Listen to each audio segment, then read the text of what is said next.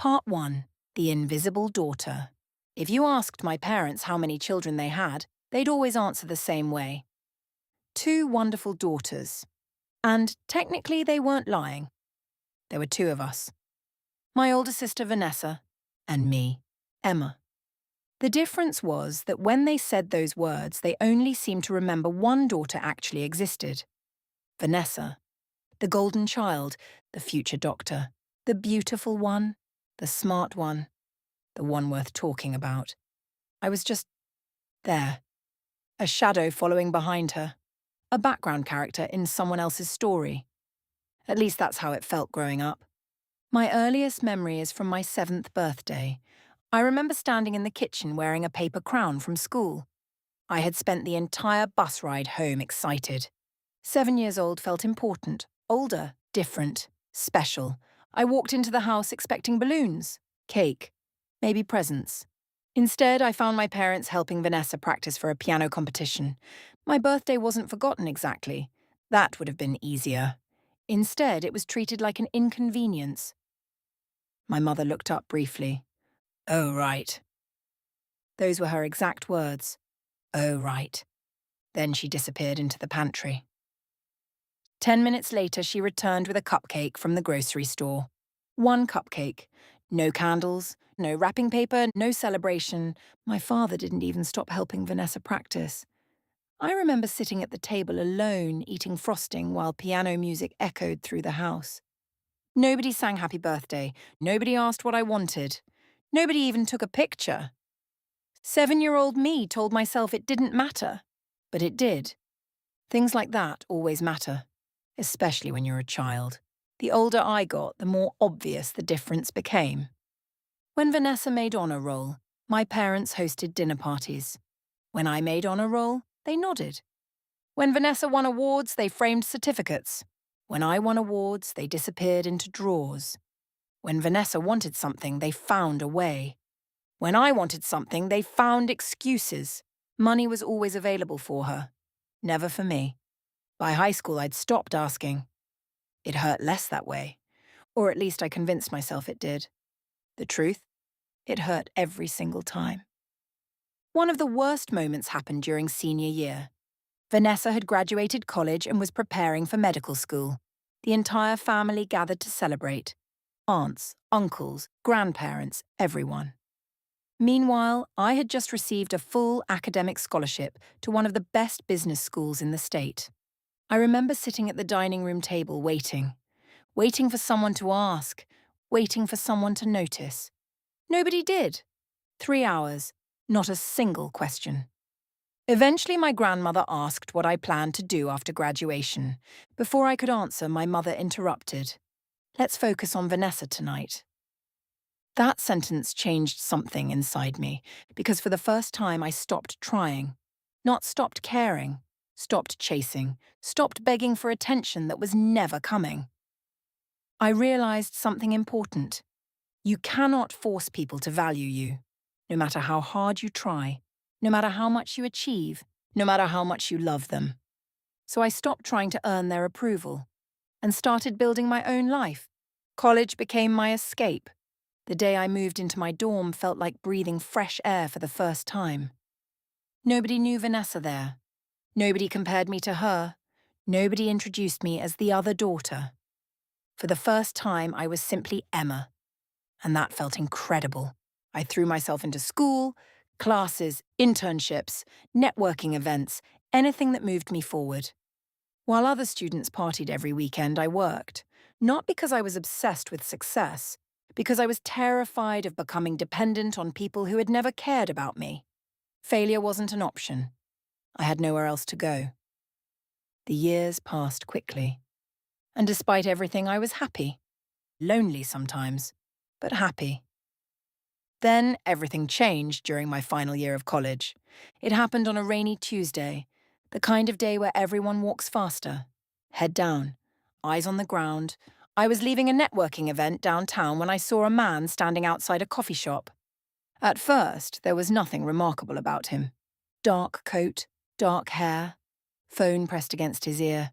Just another businessman, except he looked frustrated, very frustrated. I probably should have kept walking. Instead, I stopped, because a gust of wind blew several papers from his hands. Without thinking, I ran over. Together we chased contracts and documents across half the sidewalk. By the time we finished, we were both soaked. The man laughed, actually laughed, the kind of laugh people make when they're too exhausted to care anymore. Well? He looked at the stack of papers. That could have gone worse, I smiled. Depends on what's written in them. That earned another laugh. For some reason, we ended up talking. 5 minutes became 20, 20 became an hour. Then somehow we were sharing coffee. I learned his name was Alexander Reed. Alex. He learned I was graduating with a business degree. The conversation flowed naturally, effortlessly, which was unusual for me. I've always been awkward around new people, but not with Alex. With him, everything felt easy, comfortable, like we'd known each other much longer than a single afternoon. Eventually he checked his watch. His expression shifted immediately. Oh no. What? I have a meeting. He stood quickly, then paused. For a second he looked uncertain, like he was debating something.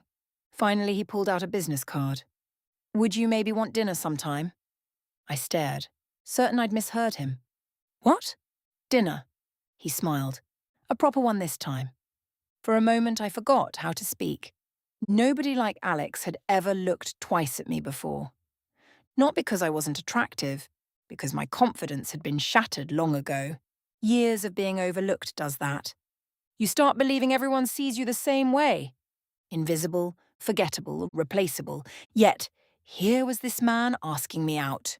Without hesitation, without uncertainty. As if it was the most obvious thing in the world. I accepted. Obviously. The second he left, I sat in the coffee shop grinning like an idiot. I didn't know it then. But that rainy afternoon was about to change everything, not just my future, my entire life. Because the man I met that day wasn't just successful. He wasn't just wealthy. He wasn't just ambitious. He was connected to a world my family had spent years worshipping, a world neither of us realized would eventually collide with mine. And when it did, everything would change, especially for the people who had spent their entire lives pretending I didn't matter. Part 2, the man they never saw coming. I almost didn't call him. For 3 days, Alexander Reed's business card sat on my desk beside my laptop. White card, black letters, simple, expensive looking, the kind of card that belonged to someone important. I picked it up at least 20 times, then put it back down. Not because I didn't want to see him again. I did. That was the problem. I wanted to see him too much. People like me learn not to get too excited about good things. Because good things usually come with disappointment. At least they always had for me. Growing up, every moment I hoped my parents would finally see me ended the same way. Vanessa got the attention. Vanessa got the praise. Vanessa got the room full of people clapping for her. I got the leftover silence. So when Alex asked me to dinner, some small damaged part of me immediately started searching for the catch. Maybe he was just being polite. Maybe he asked every girl out. Maybe he would forget who I was. Maybe he had already moved on. By the 4th day, my roommate Mia couldn't take it anymore. She walked into our dorm room, grabbed the card off my desk and held it in the air. Emma? I looked up from my laptop. What? Text the man. I rolled my eyes. I'm busy. You've reorganized the same spreadsheet 6 times. It needed work. No, you need therapy. Mia. She placed the card directly on my keyboard. He's handsome. He bought you coffee. He asked you out like a gentleman. And you have been staring at this card like it's a cursed object. I tried not to smile. I don't even know him. That's what dinner is for. She had a point. An annoying one. But still a point. That night, I finally texted him. Just a simple message. Hi, this is Emma. From the Rainy Coffee Rescue, he replied in less than 2 minutes. I was hoping you'd text. Still owe you that proper dinner. I stared at the message for longer than I should have, then smiled. A real smile. The kind I hadn't worn often back then. Dinner was that Friday. And I spent an embarrassing amount of time choosing what to wear. Not because I wanted to impress him. Okay, maybe because I wanted to impress him, but also because I didn't know what kind of restaurant he meant. Proper dinner could mean pasta at a cozy little place. Or a restaurant with menus that didn't include prices. It turned out to be somewhere in between. Elegant but not stiff. Beautiful but not uncomfortable. Alex was already there when I arrived. He stood the second he saw me. Not halfway, not casually. Fully stood. Like I mattered. That little gesture almost undid me. Because when you've spent your life being treated like an afterthought, respect feels shocking.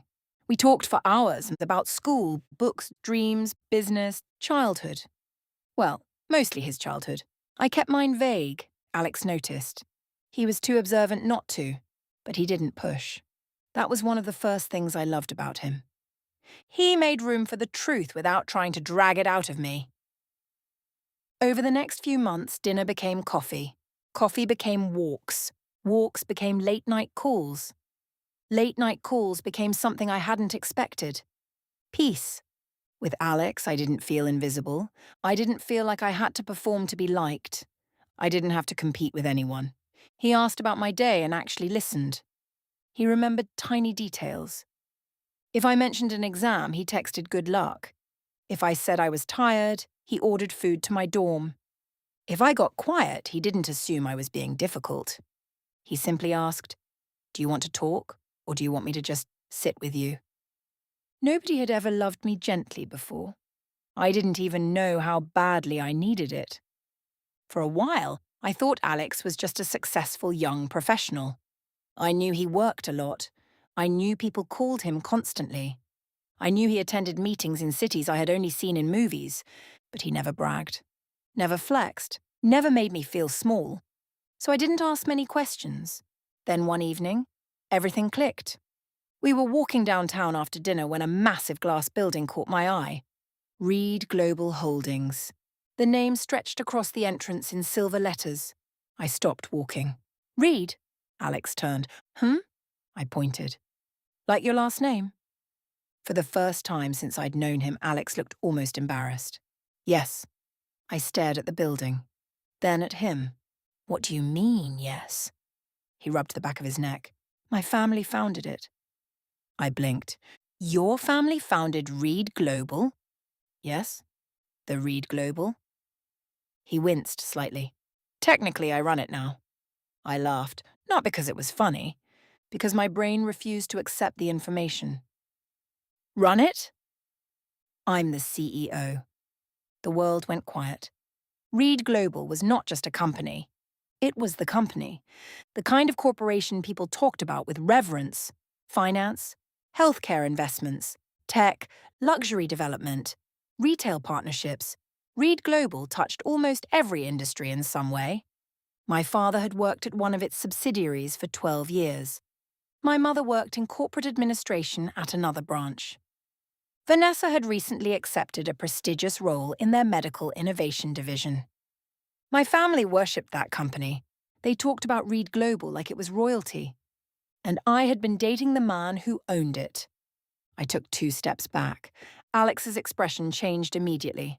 "Emma, you're the CEO." "Yes." "And you didn't think to mention that?" "I tried a few times." "No, you didn't." I didn't want it to change things. I stared at him. "That is exactly the kind of thing that changes things." His face softened. "Does it change how you see me?"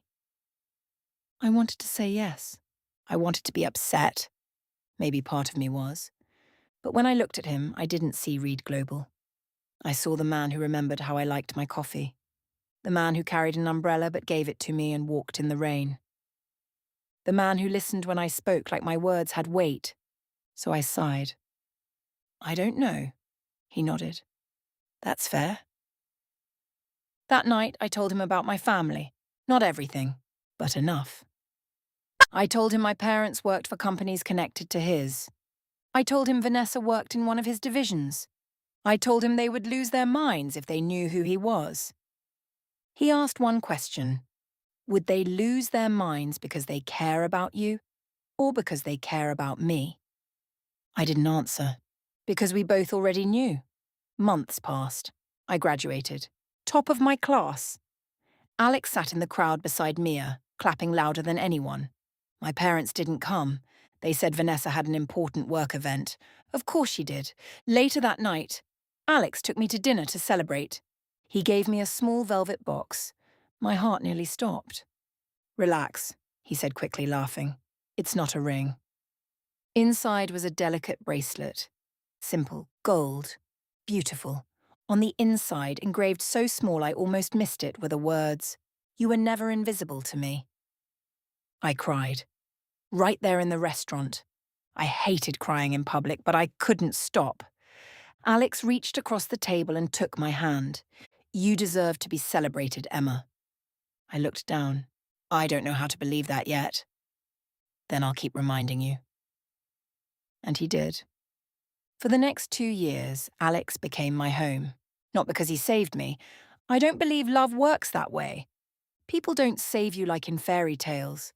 But sometimes someone loves you so consistently that you finally start saving yourself.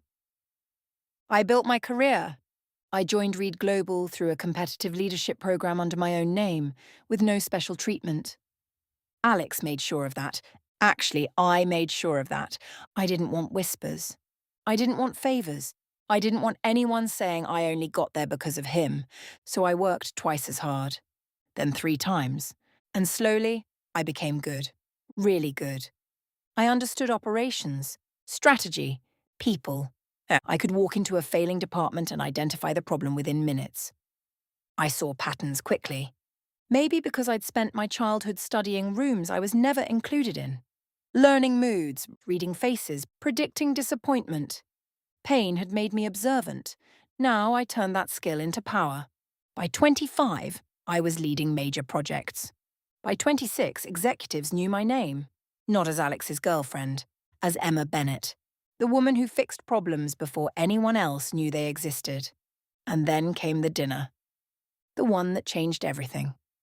My mother called on a Thursday, which was unusual. She never called unless she needed something. "Emma," she said brightly, too brightly, "we're having dinner Sunday. Vanessa got promoted." Of course she did. "That's nice. You should come." I almost laughed. "Why?" There was silence. "Because you're family." Funny how people remembered that word when it was convenient. I should have said no. I wanted to say no, but something in me was tired of running, tired of shrinking, tired of pretending their behavior didn't still hurt. So I agreed. Sunday night, I walked into my childhood home for the first time in nearly a year. Nothing had changed.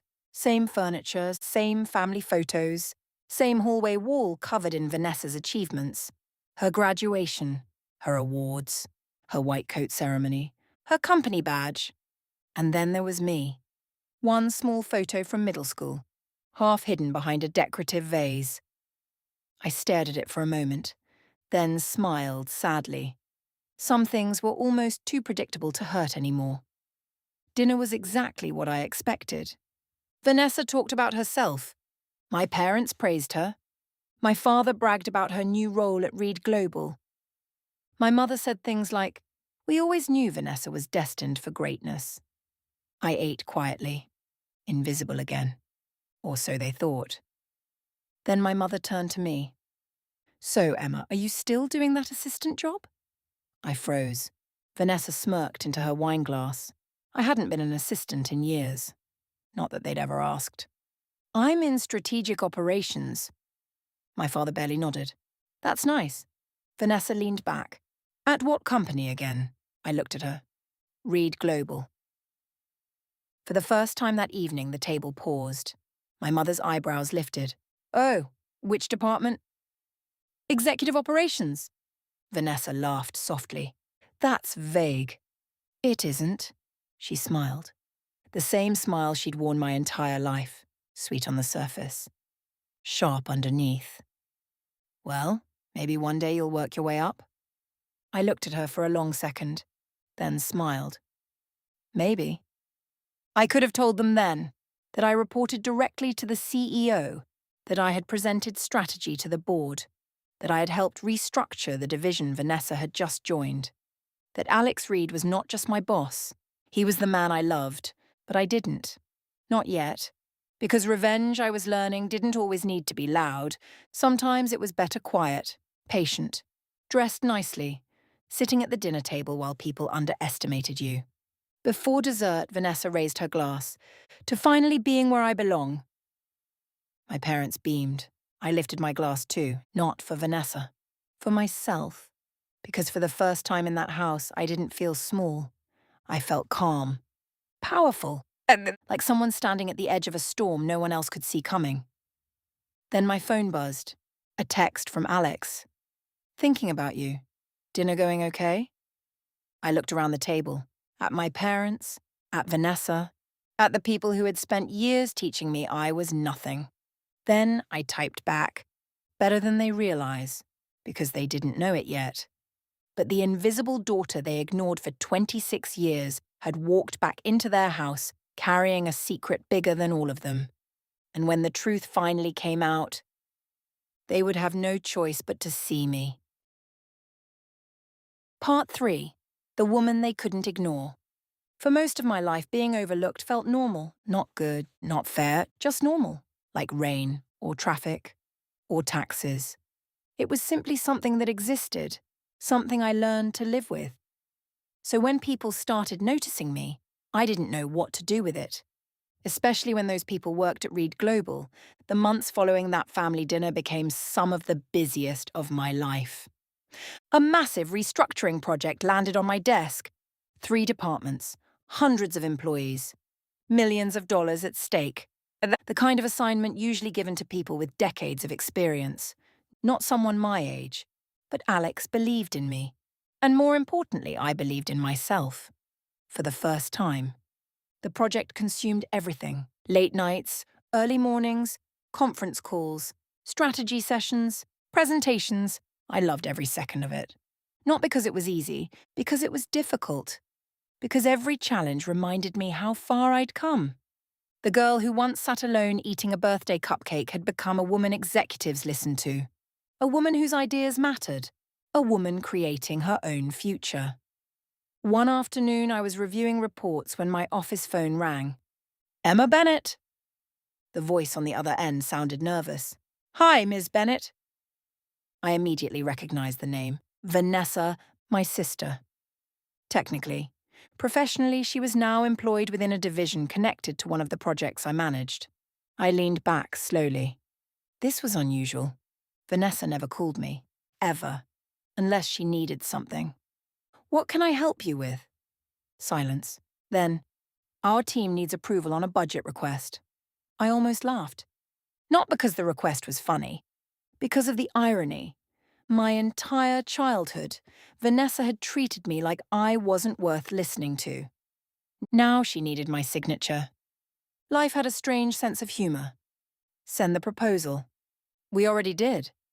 I opened my inbox. There it was. 37 pages. Poorly organized. Several obvious mistakes. I scanned it quickly. Then sighed. This won't be approved. What? Her voice sharpened immediately. The numbers don't support the request. But there are inconsistencies. Another pause. Then, you could probably fix them. I smiled. Same Vanessa. Different day. Always expecting someone else to do the work. No. What do you mean, no? I mean no. The silence that followed was almost beautiful, because for once Vanessa wasn't speaking to her little sister. She was speaking to a decision-maker, someone she couldn't dismiss, someone she couldn't control, someone she needed. Eventually she muttered, I'll revise it. Good idea. Then I hung up. 5 minutes later I laughed so hard I nearly spilled my coffee.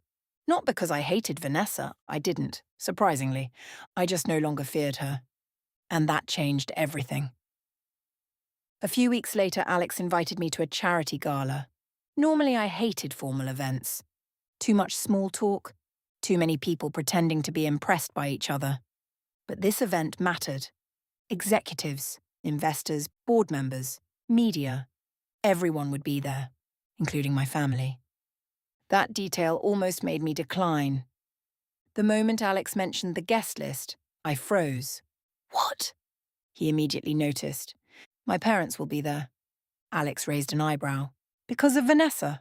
I nodded. Vanessa's division had received recognition for a medical initiative. My parents were attending as her guests. Alex thought for a moment, then smiled. Maybe it's time. I knew what he meant. Maybe it was time for them to know, not just about us, about me, about who I had become. The gala arrived faster than expected. The venue looked incredible, crystal chandeliers, live music, floor-to-ceiling windows overlooking the city skyline. Everything elegant, everything expensive. I stood in front of a mirror adjusting my dress, nervous. Alex appeared behind me. His hands rested gently on my shoulders. You look beautiful. I smiled. You have to say that. No. He kissed my forehead. I really don't. The nerves faded slightly. Not completely, just enough. Together we entered the ballroom, and immediately every head turned toward Alex. The CEO effect. People noticed, people always noticed. Executives approached, investors, board members. Everyone wanted a moment of his attention. What surprised me wasn't that they greeted him. It was that they greeted me too. Not as an accessory, not as a date, as Emma, the woman who had recently led one of the company's biggest restructuring projects.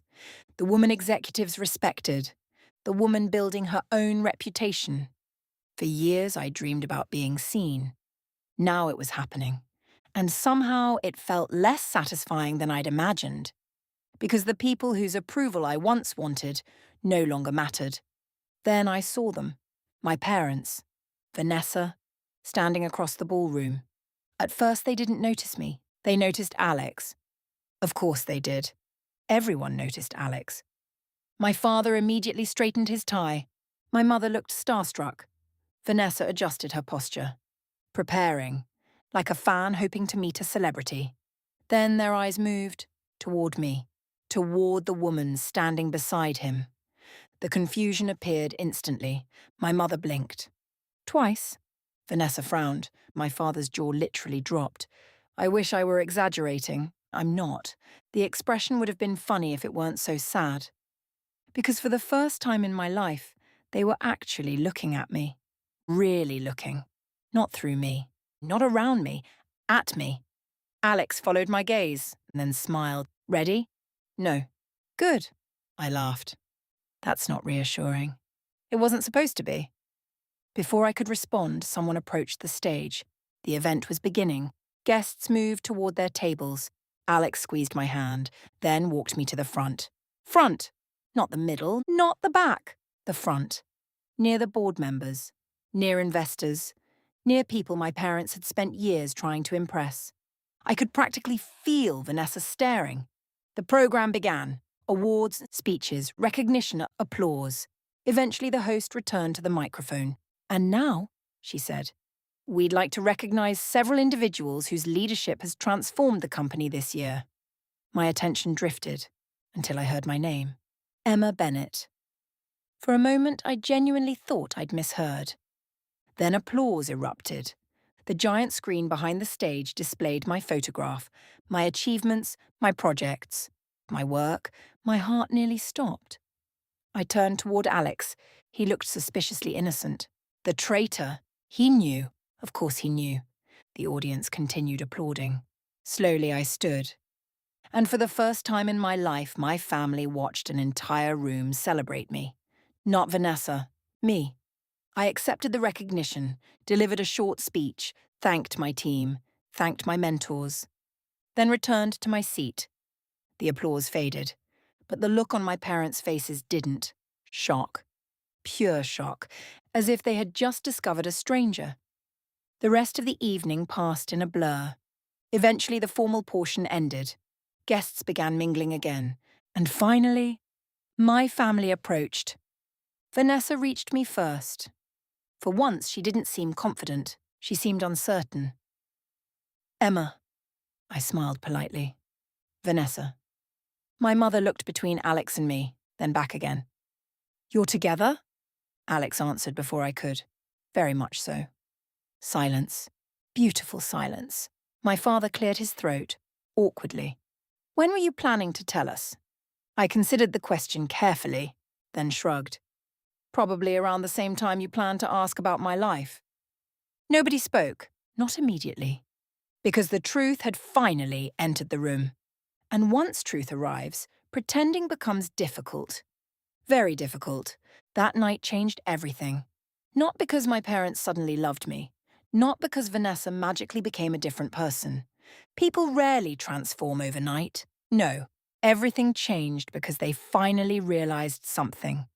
The daughter they ignored, the daughter they underestimated, the daughter they never bothered to know, had become a woman they could no longer overlook.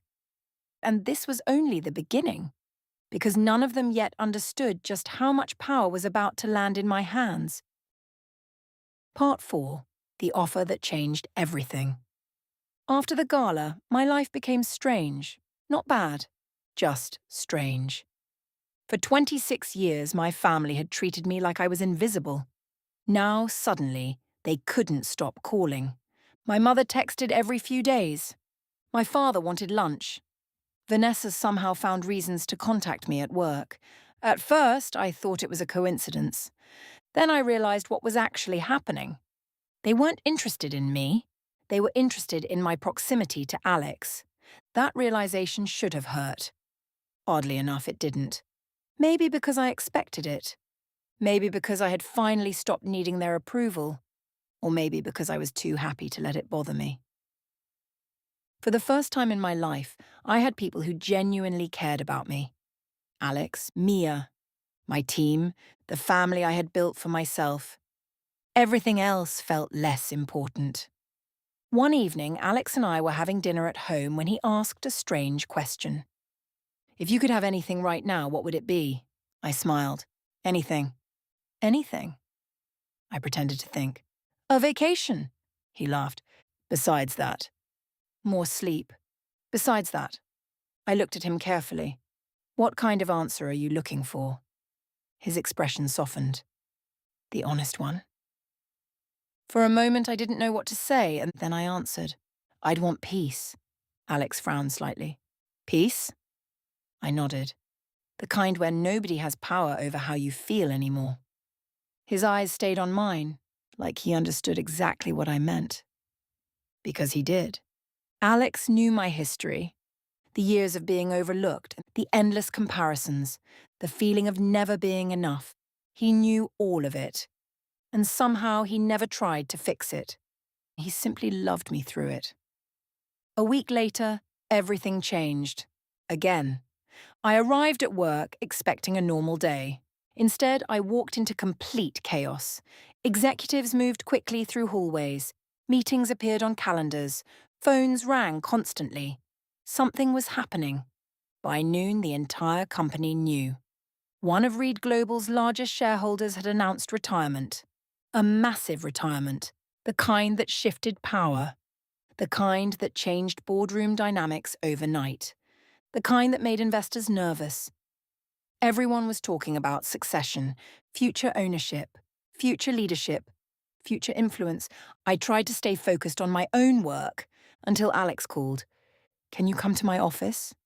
His voice sounded serious. Immediately serious. The moment I entered, I knew something was different. Alex wasn't alone. 2 board members sat across from him. Both looked pleased, suspiciously pleased. Emma. Alex stood. Have a seat. I sat slowly. Nobody spoke for several seconds.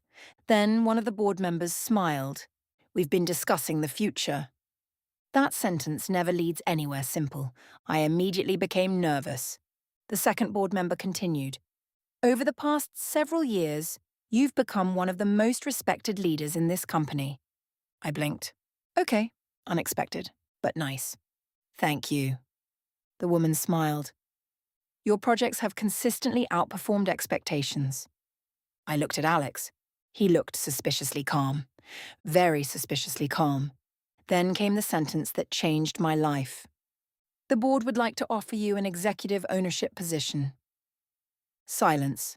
Complete silence. I stared. certain I had misunderstood. Ownership, ownership, not a promotion, not a raise. Ownership. My heart stopped, then restarted, much faster. What? The first board member laughed. A little. That's a reasonable reaction. I turned toward Alex. He finally smiled. There it was. The look. The one that said he had been hiding something. You knew. Maybe. You knew. I might have known. I stared, then laughed despite myself, because what else could I do? Ownership. Actual ownership. The daughter who couldn't get attention at her own birthday party was being offered part ownership in one of the largest corporations in the country. Life was ridiculous. Absolutely ridiculous. The meeting lasted nearly 2 hours. Percentages, structures, responsibilities, long-term planning, future leadership pathways. By the time it ended, I felt like I had stepped into another universe, one where the rules were completely different, one where I mattered, one where my work had value, not because of Alex, because of me. That distinction mattered. A lot. That evening, I sat alone in my apartment staring out the window. The city lights stretched endlessly below. My phone buzzed. Mom, I almost didn't answer. Almost. Hello? Her voice sounded unusually cheerful. We were thinking. Dangerous words. Very dangerous. We should all have dinner. I closed my eyes. Of course. The timing wasn't a coincidence. News travelled fast in corporate circles. Faster than people realised, especially among ambitious employees. Especially employees connected to my family. They knew something had changed. Maybe not everything, but enough. We'll see. Emma. There it was. The voice. The one she used when she wanted something. We've missed you. The lie wasn't even convincing. For years, they barely noticed my existence. Now suddenly they missed me? I almost laughed. Instead, I said something else, something calm, something honest. You never missed me before. Silence. Then, that's not fair. I looked out the window, at the city, at the life I'd built without them. No, I said quietly. It is. Then I ended the call. For the first time in my life, I didn't feel guilty afterward. I felt free. 3 days later, the company made the announcement. The reaction was immediate. Congratulations flooded my inbox. Messages, calls, emails. Everyone wanted to talk. Everyone wanted a meeting. Everyone wanted access, including my family. Especially my family. Vanessa showed up at my office unannounced. When she entered, I almost didn't recognize her. Not because she looked different, because she looked nervous. My sister never got nervous. At least not around me. Yet here she was, standing awkwardly near the doorway. Hey. I leaned back. Hey. Silence. Then. I heard the news. I'm sure you did. Another silence. Longer this time. Finally she smiled. Small, uncertain. I'm proud of you. The words hit harder than I expected, because they were the first genuine compliment she'd ever given me. 26 years. And it was the first. I wanted to be angry, wanted to reject it. Instead, I simply nodded. Thank you. Vanessa looked relieved, like she had expected a fight. Maybe she deserved one. But revenge wasn't what I wanted anymore.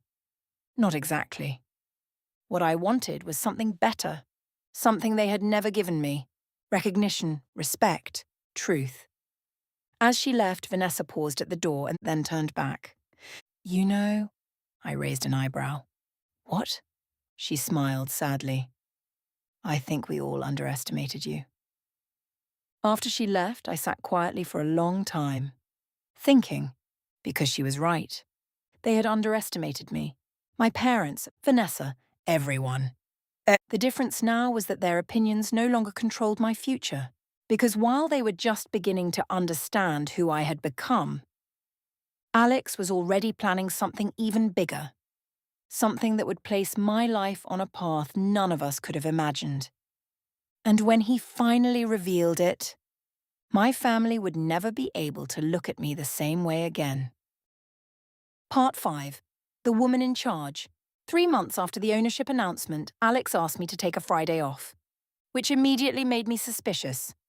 Alex never took Fridays off. Alex barely took lunch off. So when he showed up at my apartment wearing a smile that looked entirely too confident, I knew something was happening. "What did you do?" I asked. He laughed. "I haven't done anything." That's exactly what someone who did something would say. His grin widened. "Get in the car." I should have known better. I got in anyway. 2 hours later, we were standing on a cliff overlooking the ocean. The wind moved through my hair. Waves crashed against rocks below. The view was breathtaking. For several minutes, neither of us spoke. Then Alex reached into his pocket, and my heart stopped. "No." He smiled.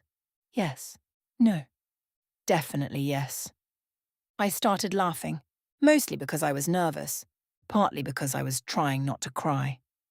Alex stepped closer. His eyes never left mine. "Emma." For a moment, everything else disappeared. The ocean, the wind, the world. It was just us. "You spent years believing you weren't enough." My throat tightened. "You spent years trying to earn love from people who should have given it freely." A tear escaped before I could stop it. Alex smiled gently. "And somehow, through all of that, you became the strongest person I've ever known." I completely lost the battle against tears. "Alex?" He dropped to one knee. "Emma Bennett." The ring appeared. Simple, elegant, perfect. "Will you marry me?" I didn't even let him finish. "Yes." Immediately, without hesitation or without breathing. "Yes." The look on his face was worth every difficult year that came before it. For the first time in my life, I wasn't being chosen second. I wasn't being tolerated. I wasn't being compared. I was being chosen. Completely. The engagement became public a week later, and the internet lost its mind. Not because of me, because of Alex. The CEO of Reed Global had officially announced his engagement. Business publications covered it. Corporate newsletters mentioned it. Employees talked about it, including my family. Especially my family. My mother called 14 minutes after the announcement. 14! I timed it. "Emma!" I pulled the phone away from my ear. Her excitement was overwhelming. "We're so happy for you." Interesting, because I couldn't remember her being happy when I graduated, or got promoted, or received ownership. Funny how enthusiasm appeared when a billionaire was involved. Still, I remained polite. Always polite. That was the difference between revenge and bitterness. Bitterness destroys you. Revenge, when done correctly, changes the scoreboard. The real shock came several weeks later. A board meeting had been scheduled. Important, confidential, high level. Only a handful of people knew why. I was one of them. Alex was another. The board wanted to discuss long-term succession planning. Not because Alex was leaving, because Reed Global was expanding faster than anyone anticipated. The future required structure. The meeting lasted 4 hours. When it ended, I sat completely speechless. Because Alex had done something I never expected, something that changed everything. He had transferred a significant portion of his ownership shares to me. Not temporarily, not symbolically, permanently. The room felt unreal. I stared at the paperwork, then at Alex, then back at the paperwork. "What are you doing?" His answer was simple: "Building a future." I shook my head. "This is too much." "No." His voice softened. "It's exactly enough." The board approved it unanimously. By the end of the month, everything became official. And just like that, I wasn't simply an executive. I wasn't simply a shareholder. I wasn't simply Alex's fiancée. I had become one of the largest ownership stakeholders in the entire corporation. The same corporation my father worked for. The same corporation my mother worked for. The same corporation Vanessa worked for. For years, they had worked inside a system they admired. Now, in a very real way, I was one of the people helping lead it. The irony was almost unbelievable. A few days later, I visited one of the company's regional offices, the same office where my father worked. Word travelled quickly. By the time I arrived, employees already knew. The atmosphere felt different, respectful, professional. People greeted me warmly. Meetings went smoothly. Everything felt normal. Until I walked into a conference room and saw him, my father. For a brief moment, neither of us moved. The situation was almost absurd. 20 years earlier, he barely noticed when I entered a room. Now he stood the moment I walked in. The room fell silent. Every employee watched. My father cleared his throat. "Emma." I smiled, professional, calm.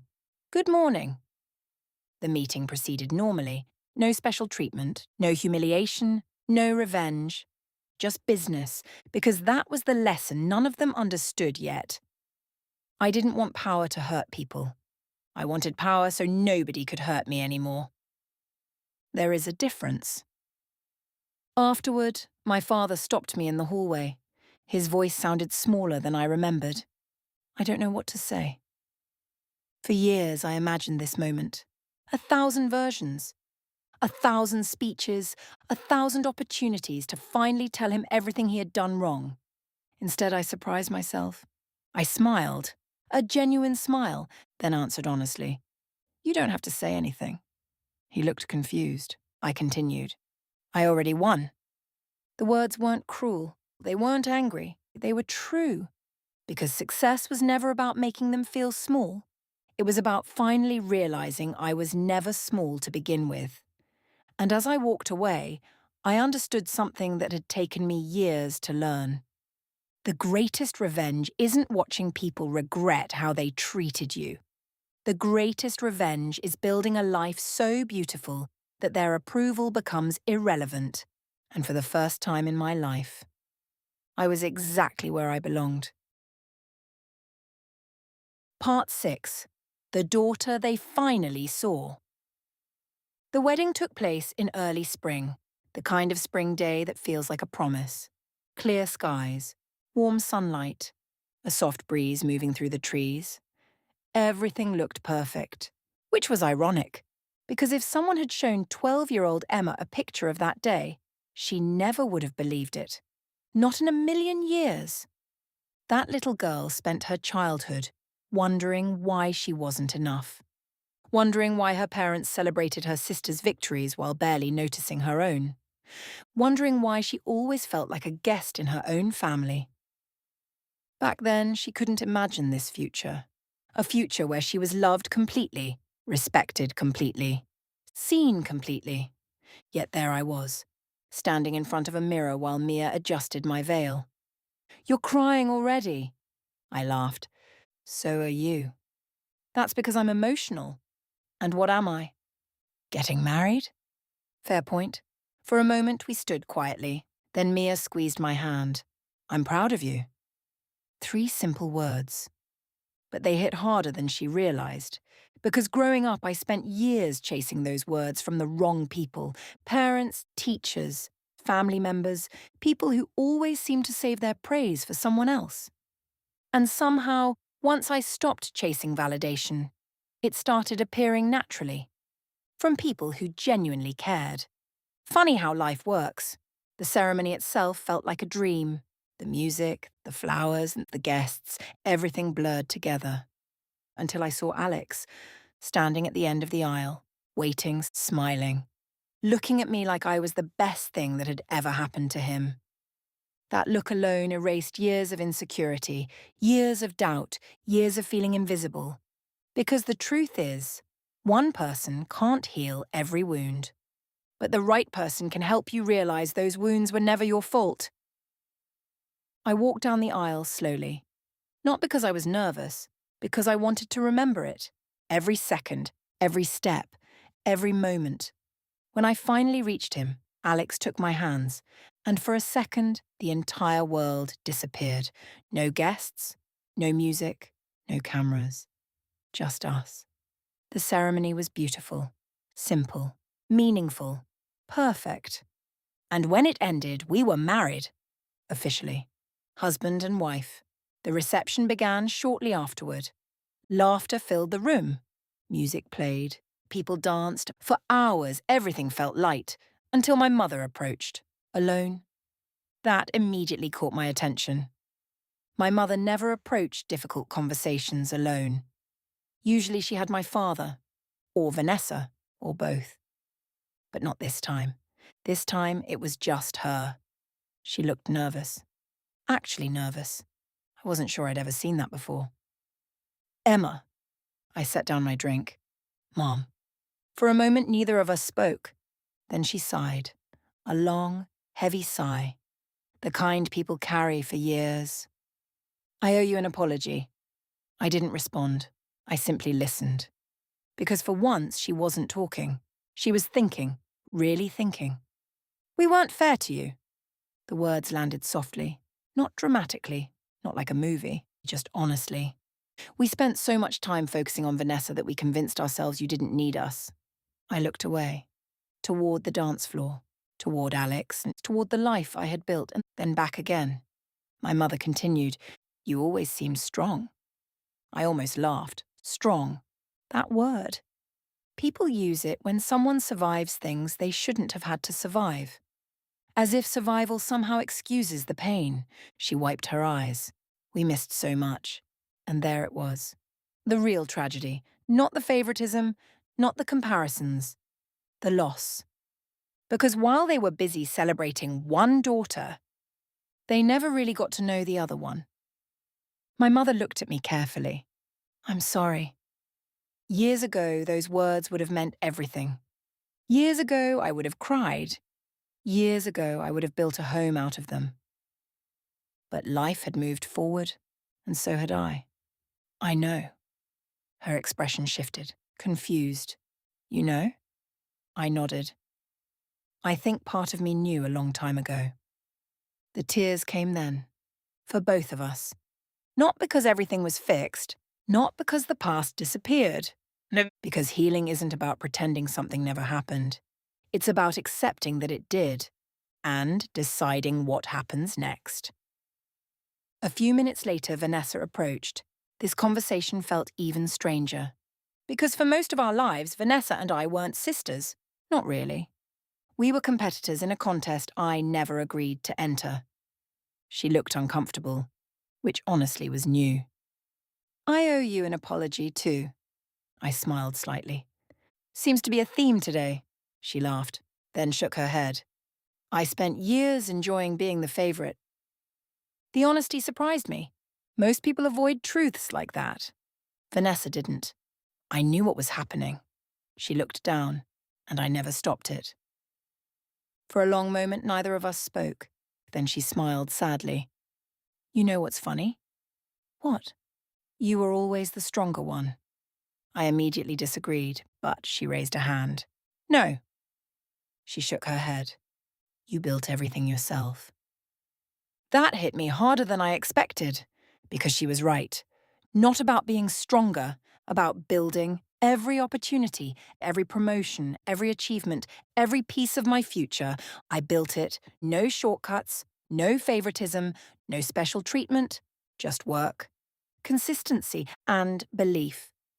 Eventually, Vanessa hugged me. For the first time in years, it felt genuine. Not forced, not performative, just genuine. As the night continued, I found myself standing on a balcony overlooking the reception. The lights below sparkled, laughter drifted upward. Music echoed softly. Alex joined me a moment later. Without speaking, he wrapped an arm around my waist. We stood there quietly, watching, breathing, existing. Then he asked, What are you thinking about? I smiled. The little girl with the birthday cupcake. He immediately understood. Of course he did. I leaned against him. For a long time, I thought winning meant proving them wrong. The city lights stretched endlessly ahead. But it doesn't. What does it mean? I looked down at the reception, at my friends, my family, the people who chose me. Then I looked at my wedding ring. Finally, I smiled. Winning is finally realizing I was enough the whole time. The wind moved softly through the night, and for the first time in my life, I truly believed it. Not because I owned part of a company, not because people respected me, not because my parents finally apologized. Those things mattered, but they weren't the reason. The reason was simpler. I no longer needed anyone's permission to value myself.